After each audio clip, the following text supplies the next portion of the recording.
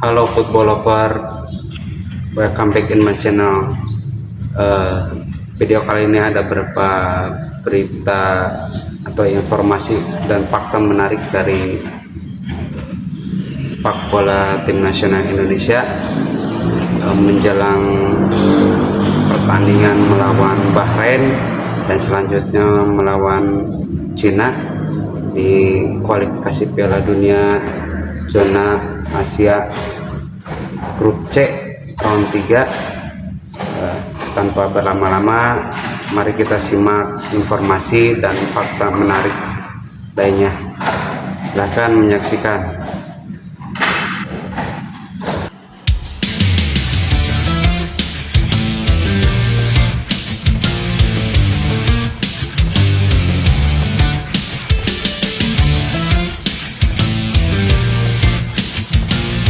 Skuad coach Sintayong langsung terbang ke Bahrain jelang laga lanjutan putaran ketiga. Milano Jonathan cetak gol berkelas di tengah kabar dirinya siap bergabung bersama timnas. PSSI langsung beri respon protes Cina soal proses match Ligas dan Eliano. Martin Paes akhirnya mulai berlatih di klubnya jelang bergabung bersama timnas. Racikan Kim Sang-sik mulai disorot jelang melawan timnas Indonesia di Piala ASEAN. Emil Audero dan Kevin Dick semakin hangat diperbincangkan. Daftar 3 pemain keturunan yang sudah sah menjadi WNI di era coach Sintayong yang belum dipanggil ke timnas Indonesia. Simak informasi selengkapnya sebagai berikut.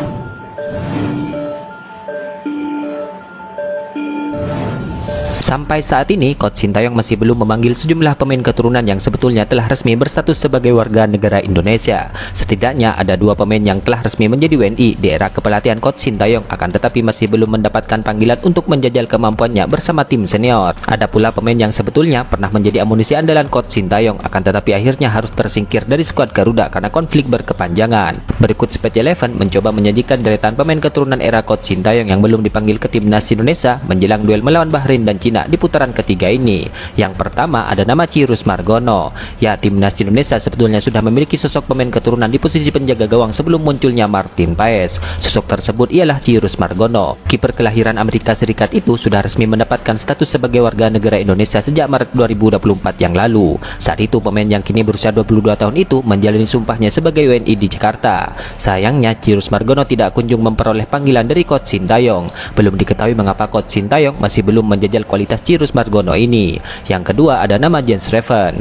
Ya, Jens Reven meskipun sudah membuktikan kualitasnya bersama timnas Indonesia U20, ia tampaknya masih harus bersabar untuk menantikan kesempatan promosi ke skuad senior. Yang terbaru, coach Sintayong hanya memanggil 3 penyerang saja di timnas Indonesia untuk laga melawan Bahrain. Ketiganya adalah Rafael Struijk, Dimas Derajat, dan Hoki Caraka.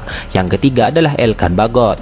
Ya, coach Sintayong tampaknya masih belum membuka pintu kepada sosok bek keturunan Inggris yaitu Elkan Bagot. Sebab Elkan Bagot masih belum masuk ke dalam daftar panggilan terakhirnya ini. Hubungan antara coach Sintayong dan Elkan Bagot yang disebut masih meruncing sampai saat ini masih belum kunjung terselesaikan. Konflik di antara keduanya ini membuat Elkan Bagot tidak kunjung kembali berseragam timnas Indonesia. Ia sudah melewatkan banyak pertandingan penting bersama skuad Garuda.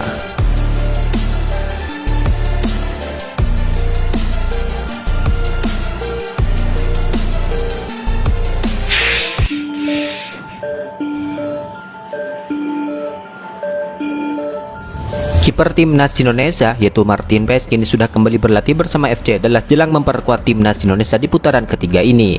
Hal itu diketahui dari unggahan di akun Instagram FC Dallas itu sendiri. Klub asal Amerika Serikat itu mengunggah sejumlah foto saat sesi latihan timnya, di mana latihan itu digelar sebagai persiapan FC Dallas untuk laga lanjutan di LMS pada Minggu pagi waktu Indonesia Barat ini. Satu di antara unggahan foto tersebut menampilkan aksi Martin Paes. Kiper berusia 26 tahun itu terlihat sama sekali tidak terkendala cedera. Ya, sebelumnya Martin Paes diketahui menggunakan menggunakan alat bantu berupa pelindung pergelangan tangan, di mana kiper andalan FC Dallas itu mengalami cedera sehingga harus absen saat kalah di laga terakhirnya pada 3 Oktober yang lalu. Dengan kondisinya yang sudah pulih, Martin Paes pun diperkirakan akan menjadi andalan FC Dallas lagi saat bertanding pada 7 Oktober ini. Setelah itu, Martin Paes juga akan bergabung dengan skuad timnas Indonesia, di mana tenaga Martin Paes sangat dibutuhkan di tubuh timnas Indonesia untuk melakoni 2 laga sulit melawan Bahrain dan Cina. Timnas skuad Garuda akan menghadapi Bahrain pada 10 Oktober, dilanjutkan melawan timnas Cina pada 15 Oktobernya. Martin Paes pun tampil impresif di 2 laga awal bersama timnas Indonesia, di mana Martin Paes memberikan kontribusi signifikan saat timnas Indonesia bermain imbang melawan Arab Saudi dan Australia.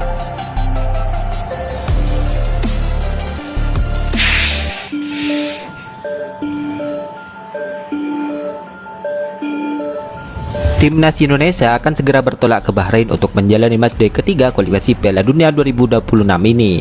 Ya, duel timnas Bahrain versus timnas Indonesia akan berlangsung pada 10 Oktober ini di Stadion Nasional Bahrain. Ketua Badan Tim Nasional itu Sumarji mengatakan bahwa pemain yang berkiprah di Liga 1 akan berangkat dari Jakarta pada Sabtu 5 Oktober 2024 ini.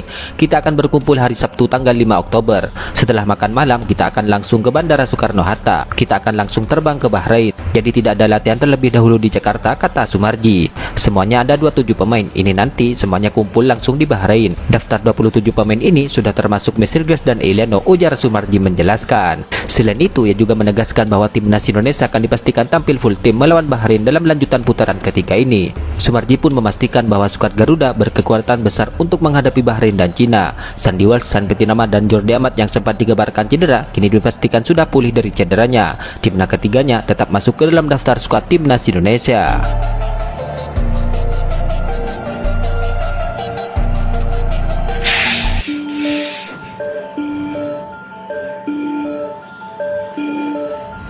Anggota Komite Eksekutif PSSI yaitu Arya Sinulinga kini berpesan kepada pendukung timnas Indonesia agar tidak panik. Arya meminta agar pecinta sepak bola tanah air justru bersatu saat ada beberapa pihak yang ingin memecah belah konsentrasi timnas Indonesia. Ya, sebelumnya media Cina yaitu 163.com menyebutkan bahwa proses kedua pemain timnas Indonesia, Mesirges dan Eliano tidak sah. Bahkan dalam artikel tersebut media Cina itu mengkritik keras proses Mesirges dan Eliano yang disebut-sebut tidak sesuai prosedur. Hal itu didasari dari pengambilan sumpah kedua pemain tersebut.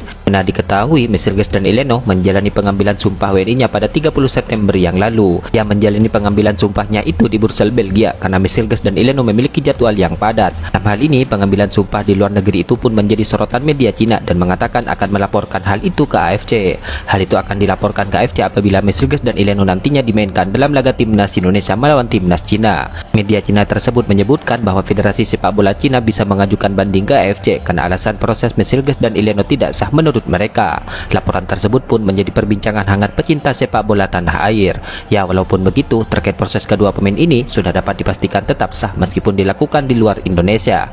Pasalnya, pengambilan sumpah keduanya itu dilakukan di Kedutaan Besar Republik Indonesia di Brussels, Belgia. Dengan menjalani sumpah di Kedutaan Besar milik perwakilan pemerintah negara asal, hal ini diyakini tidak menjadi masalah. Atas buntut adanya protes tersebut, saat ini tidak sedikit pendukung timnas Indonesia yang bertanya-tanya karena protes yang akan dilakukan JFA nantinya. Menanggapi hal ini, Arya Sinulinga berpesan kepada pendukung timnas Indonesia agar tidak panik. Ia meminta agar para penggemar tidak terprovokasi dengan pihak-pihak ataupun negara manapun. Menurutnya, jelang pertandingan timnas Indonesia ini memang akan banyak pihak yang ingin memecah belah. Untuk itu, anggota Exco PSSI ini meminta agar semua pihak tetap bersatu agar semakin kokoh dan kuat.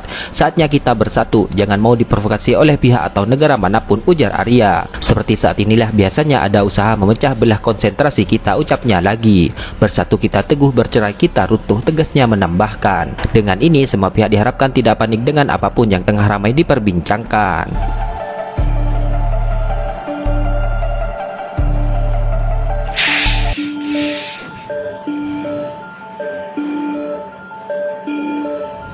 Media Vietnam kini mulai ragu ke tim nasional mereka apakah mampu meraih kemenangan saat nanti melawan timnas Indonesia di saat Kim Sang-sik masih menggonta-ganti pemainnya. Dengan pergantian kartu yang memusingkan, akankah Kim Sang-sik menemukan cara untuk mengalahkan Thailand dan Indonesia, tulis Soha VN. Ya, menurut media tersebut, Kim Sang-sik melakukan cukup banyak perubahan pemain selama sebulan terakhir ini. Pada latihan di awal September kemarin, Kim Sang-sik lebih mengutamakan pemain yang berpengalaman. Kabarnya hanya beberapa pemain di usia 23 tahun yang diberikan kesempatan bergabung. Dengan target jangka pendek, pelatih akan fokus pada tujuan jangka pendek. Oleh karena itu, pemain berpengalaman akan lebih bermanfaat saat ini, kata Kim Sang-sik awal September yang lalu. Namun kemudian Kim Sang-sik justru melakukan perubahan drastis secara cepat, di mana sebanyak 10 dari total 27 pemain yang dipanggil berusia 23 tahun. 7 diantaranya memenuhi syarat untuk tampil di kualifikasi Piala Asia U23 dan SEA Games 2025. Jumlah pemain yang berusia di atas 30 tahun hanya 5 orang. Ya, dari 4 pertemuan terakhir, timnas Vietnam diketahui 3 kali menelan kekalahan dari Indonesia. Seluruh hasil minor itu terjadi di saat timnas Vietnam ditangani oleh Philippe Tausir. Saat ini timnas Vietnam tengah menyiapkan tim terbaik jelang Piala ASEAN 2024 ini. Indonesia sendiri kemungkinan akan menurunkan skuad U23 di turnamen antar negara ASEAN itu.